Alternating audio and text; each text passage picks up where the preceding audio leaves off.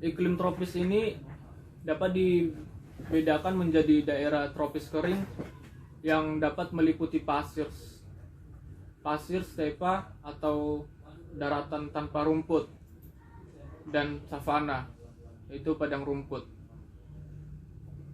Kemudian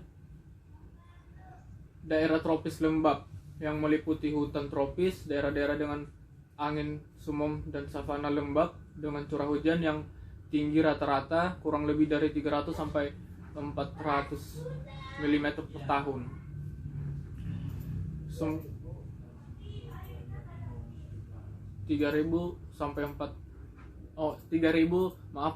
kurang lebih 3000 sampai 4000 mm per tahunnya. Sumber ini saya ambil dari keadaan iklim tropis. Kemudian pengertian arsitektur tropis. Kalau tadinya pengertian arsitektur dan pengertian tropis, sekarang pengertian arsitektur tropis. Di pengertian arsitektur tropis sendiri adalah suatu konsep bangunan yang mengadaptasi kondisi iklim tropis. Letak geografis Indonesia yang berada di garis khatulistiwa membuat Indonesia memiliki dua iklim. Jadi di daerah Indonesia itu sendiri yang berada di garis tengah atau disebut dengan khatulistiwa, sehingga dia hanya memiliki dua iklim, yaitu kemarau dan penghujan. Kemudian pada musim kemarau suhu udara sangat tinggi dan sinar matahari memancar sangat panas. Dalam kondisi iklim yang panas, inilah muncul ide untuk saya menyesuaikan dengan arsitektur bangunan gedung maupun rumah yang dapat memberikan kenyamanan bagi penghuninya.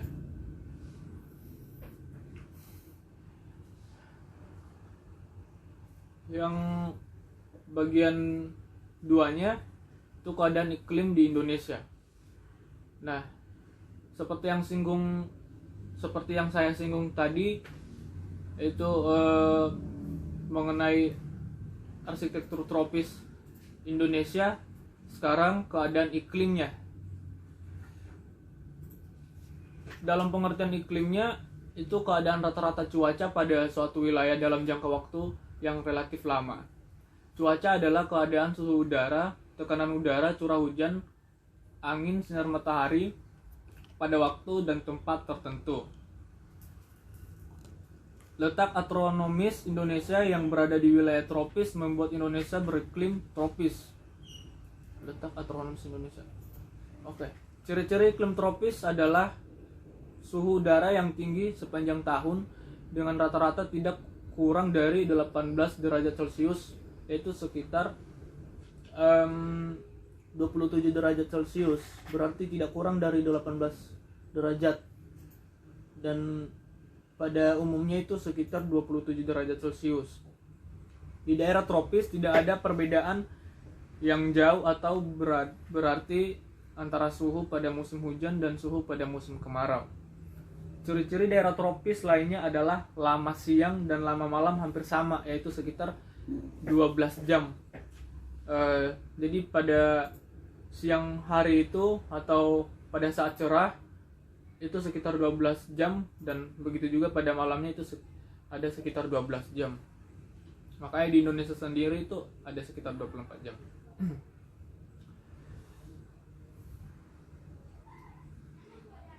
Gambar. Kemudian keadaan iklim di Indonesia dipengaruhi oleh 3 jenis iklim, yaitu iklim musim, iklim laut, dan iklim panas. Gambar tentang ketiga jenis iklim tersebut adalah sebagai berikut. Yang pertama, iklim musim dipengaruhi oleh angin musim yang berubah-ubah setiap periode tertentu. Biaya satu periode berubah adalah 6 bulan. Iklim laut terjadi karena Indonesia memiliki wilayah laut yang luas sehingga banyak menimbulkan penguapan dan akhirnya mengakibatkan terjadinya curah hujan. Iklim panas terjadi karena Indonesia berada di daerah tropis. Suhu yang tinggi mengakibatkan penguapan yang tinggi dan berpotensi untuk terjadinya curah hujan. Jadi seperti yang kita alami sendiri di negara kita Indonesia ini, bahwasanya ada 3 itu iklim musim, iklim laut, karena di daerah Indonesia sendiri memiliki laut sehingga terjadi penguapan, sedangkan dan kemudian iklim panas karena berada di daerah tropis, makanya sehingga mengakibatkan penguapan yang tinggi dan berpotensi untuk terjadinya curah hujan. Ketiga jenis iklim tersebut berdampak pada tingginya curah hujan di Indonesia. Curah hujan di Indonesia bervariasi antar wilayah, tetapi umumnya sekitar 2.500 mm per tahun. Nah, jadi sumbernya saya ambil juga dari keadaan iklim di Indonesia. Kemudian unsur-unsur iklim. Walaupun cuaca dan iklim berbeda, tetapi unsur-unsur yang membentuknya adalah sama. Unsur-unsur pembentuk cuaca dan iklim adalah sebagai berikut. Yang pertama, penyinaran matahari. Matahari merupakan pengaturan iklim di bumi yang sangat penting dan menjadi sumber energi utama di bumi. Energi matahari dipancarkan ke segala arah dalam bentuk gelombang elektromagnetik. Penyiaran matahari ke bumi dipengaruhi oleh kondisi awan dan perbedaan sudut datang sinar matahari. Yang kedua, suhu udara. Keadaan panas atau dinginnya udara yang sifatnya menyebar dan berbeda-beda pada daerah tertentu. Persebaran secara horizontal menunjukkan suhu udara tertinggi terdapat di daerah tropis, ekuator, atau garis khayal yang membagi bumi menjadi bagian utara dan selatan. Dan semakin ke arah kutub suhu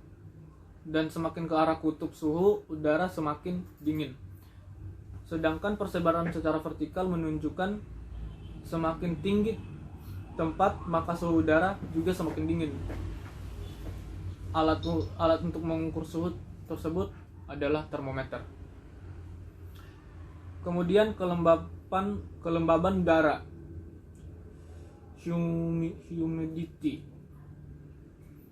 Dalam udara terdapat air yang terjadi karena penguapan.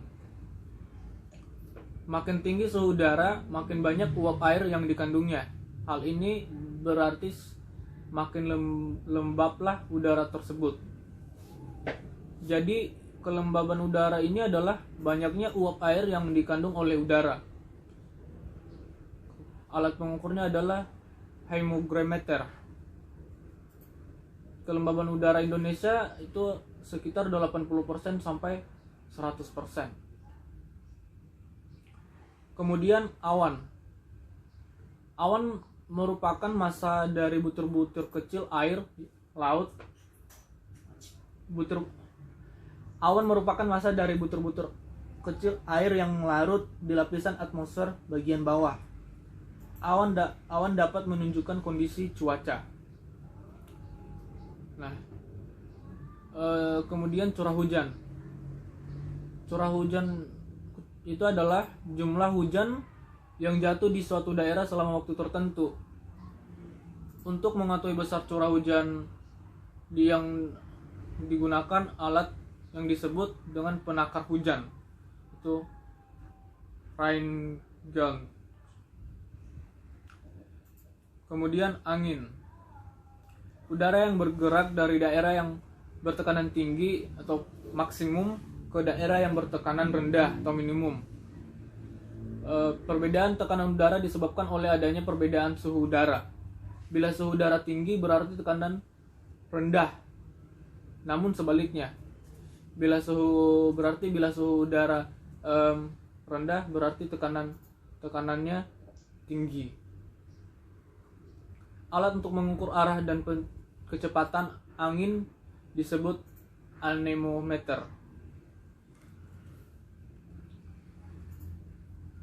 Kemudian ciri-ciri iklim tropis.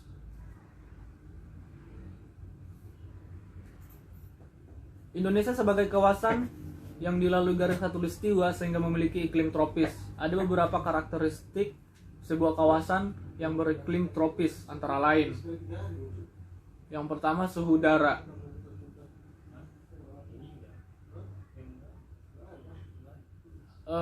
Yang pertama suhu udara itu antara 20 sampai 30 derajat Celcius. Kalau di beberapa lokasi tertentu bisa mencapai 3000 derajat Celcius. Kemudian kalau rentang suhu normalnya itu juga tergantung pada lingkungan penduduk atau lingkungan tertentu. Dengan banyaknya hutan yang gundul di sebuah kawasan hutan beriklim tropis akan pula mempengaruhi suhu rata-rata yang lebih luas. Perubahan suhu ini akan pula diiringi dengan perubahan kelembaban sehingga suhu antara siang dan malam menjadi berbeda jauh, bahkan dapat berbeda secara ekstrim. Yang kedua, memiliki tekanan udara rendah, berubah secara perlahan dan beraturan. Kondisi ini menjadi apabila lingkungan pendukungnya dalam keadaan normal. Namun apabila lingkungan telah berubah, termasuk perubahan yang terjadi secara global, tentu saja akan berpengaruh pula terhadap tekanan udara dan perubahan suhu di siang dan malam hari.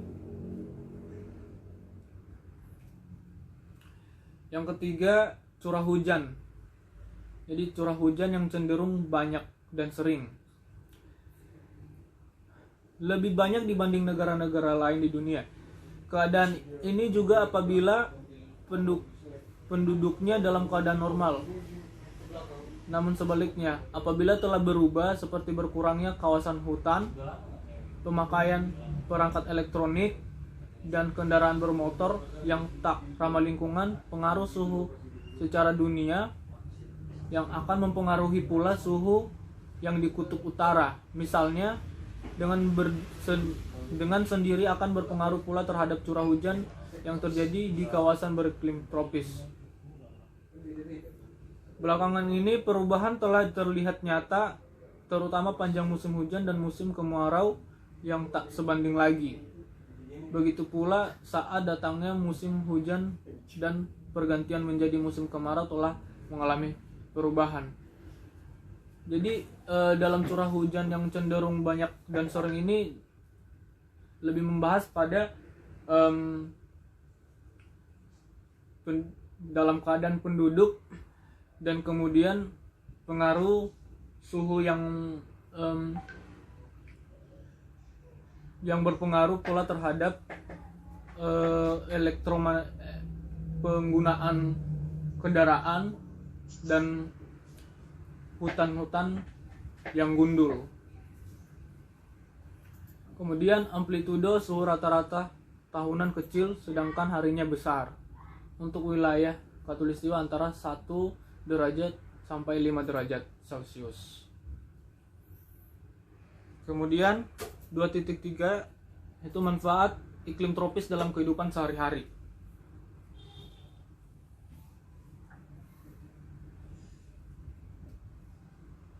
Nah, manfaat iklim dalam kehidupan sehari-hari cukup besar dan bervariasi antara lain angin. Sebagai contoh, angin bermanfaat untuk mengurangi kegerahan dalam ruangan yang penuh dengan orang. Dengan mempergunakan tenaga angin sebagai penggerak kincir, manusia dapat memanfaatkan tenaga angin untuk berbagai macam keperluan seperti memompa air dari dalam tanah, menjalankan mesin-mesin pabrik, pembangkit tenaga listrik, dan lain sebagainya.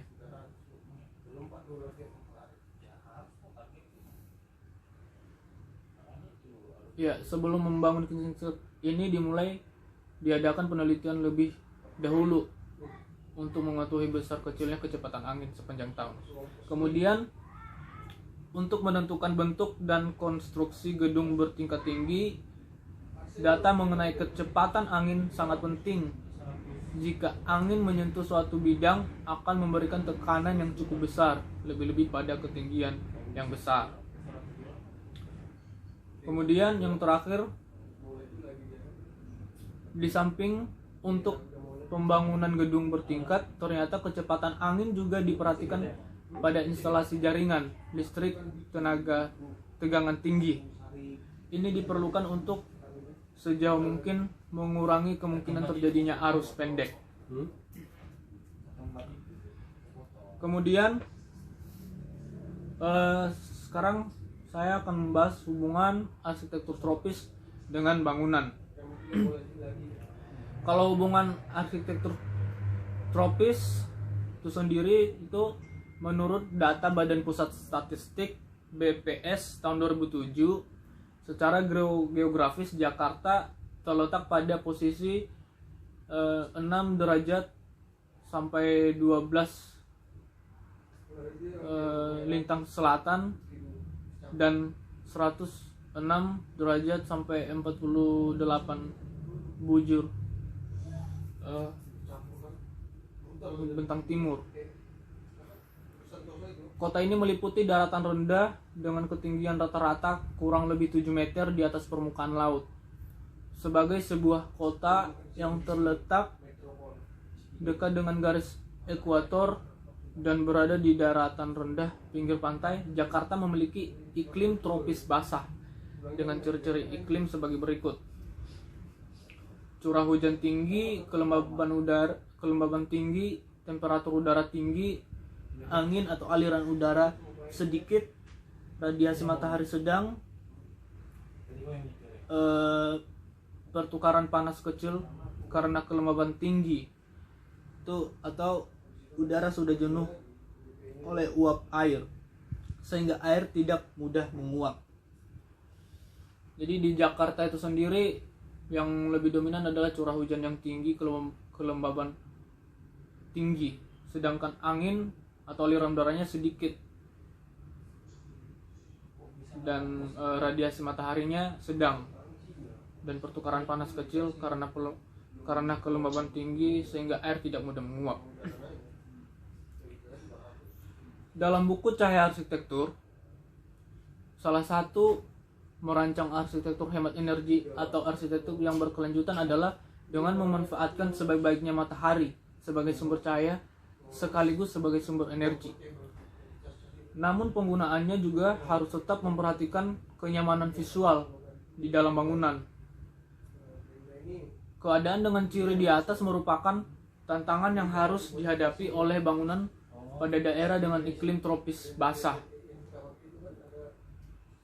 Di samping dengan tantangan lain yang merupakan tantangan langsung dari site bangunan, di mana semua itu adalah sebuah reaksi timbal balik antara bangunan dan lingkungannya, yang tentunya harus tetap sesuai dengan fungsi bangunan tersebut.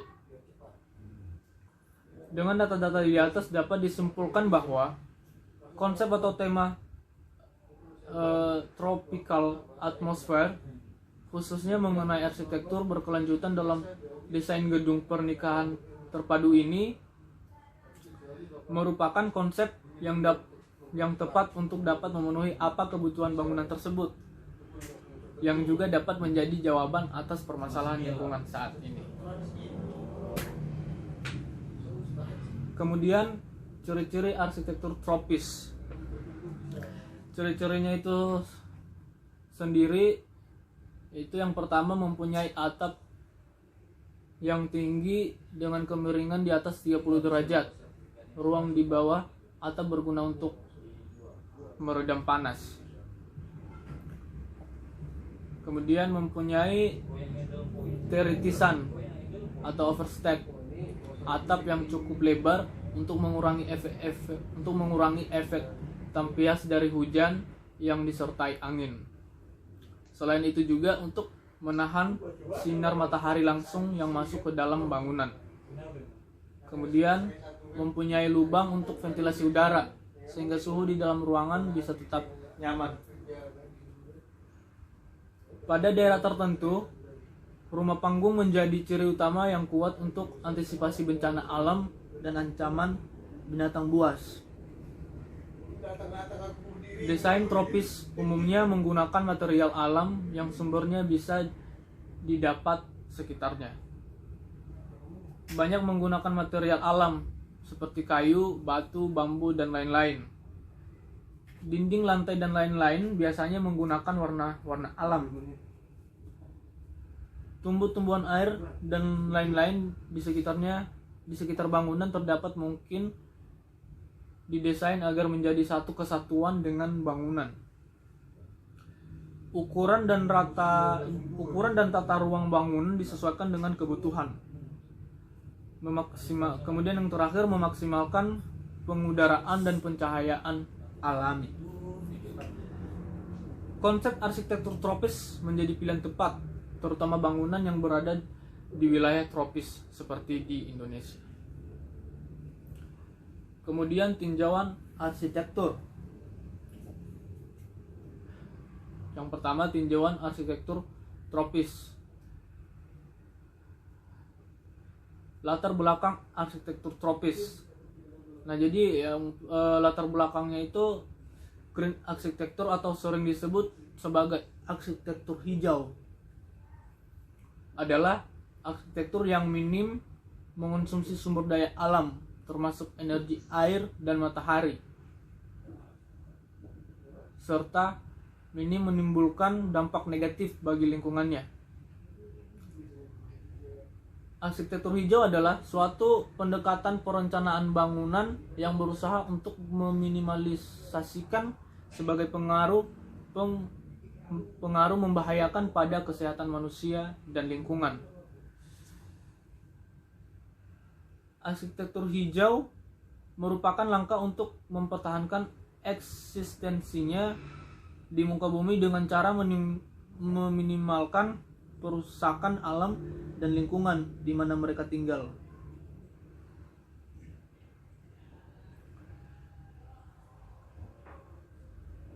Istilah berkelanjutan menjadi sangat populer ketika mantan Perdana Menteri Norwegia G.H. Brundtland memformulasikan pengertian pembangunan berkelanjutan atau sustainable development pada tahun 1987 sebagai pembangunan yang dapat memenuhi kebutuhan manusia masa kini tanpa mengorbankan potensi generasi mendatang untuk memenuhi kebutuhan mereka sendiri. Keberlanjutan terkait dengan aspek lingkungan alam dan buatan, menggunakan energi, ekonomi, sosial budaya, dan kelembagaan.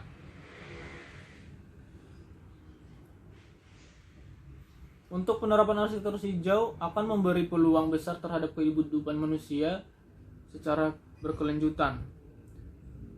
Aplikasi arsitektur hijau akan menciptakan suatu bentuk arsitektur hijau yang berkelanjutan. Untuk memahami dasar arsitektur hijau yang berkelanjutan meliputi diantaranya yaitu yang pertama landscape, interior, dan segi arsitekturnya, yaitu menjadi satu kesatuan. Dalam contoh kecilnya, arsitektur hijau bisa juga diterapkan di sekitar lingkungan kita. Mungkin yang dimaksud dalam lingkungan kita itu seperti perumahan juga mungkin kita bisa menerapkan tentang arsitektur hijau atau bangunan di perumahan, Pak.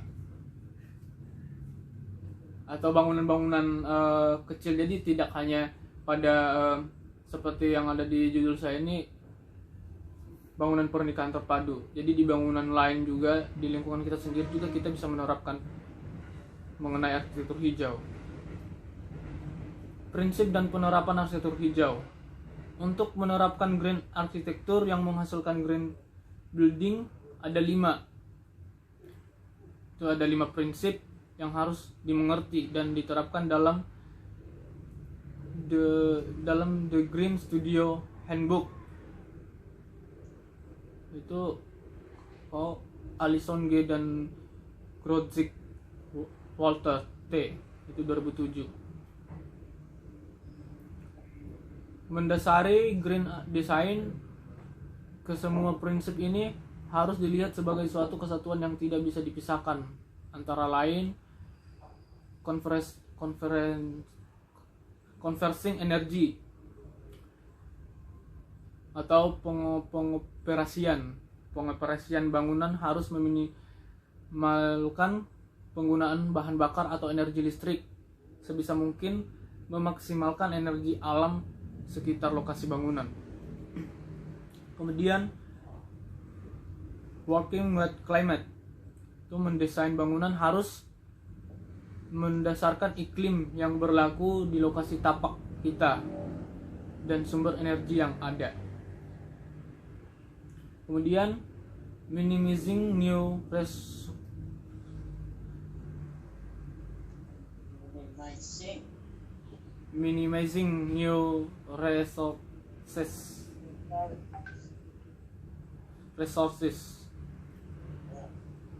itu mendesain dengan mengoptimalkan kebutuhan sumber daya alam yang baru agar sumber daya tersebut tidak habis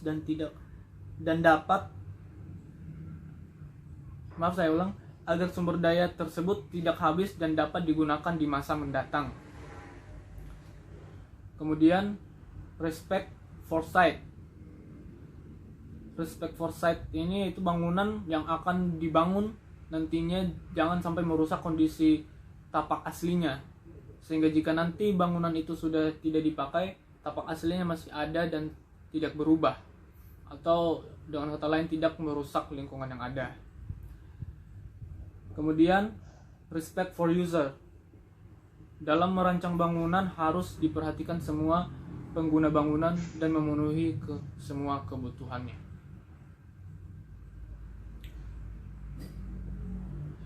Kemudian memulai penggambaran konseptual bangunan hijau. Di atas jelas pengaplikasian 5 prinsip di atas meliputi yang pertama, efisiensi penggunaan energi, yaitu memanfaatkan sinar matahari pada siang hari untuk mengurangi penggunaan listrik dan memanfaatkan penghawaan alami dan penggunaan ventilasi atau bukaan silang dan cara-cara lainnya, atau seperti menggunakan jendela. Kemudian dalam efisiensi penggunaan tapak seperti dengan pembuatan atap menjadi roof garden, dinding inovatif yang tanaman dalam pot. Kemudian tanaman dalam kaleng-kaleng bekas. Menghargai tanaman yang ada di dahan dengan tidak sembarangan menebang pohon yang ada. Mendesain terbuka dengan ruang-ruang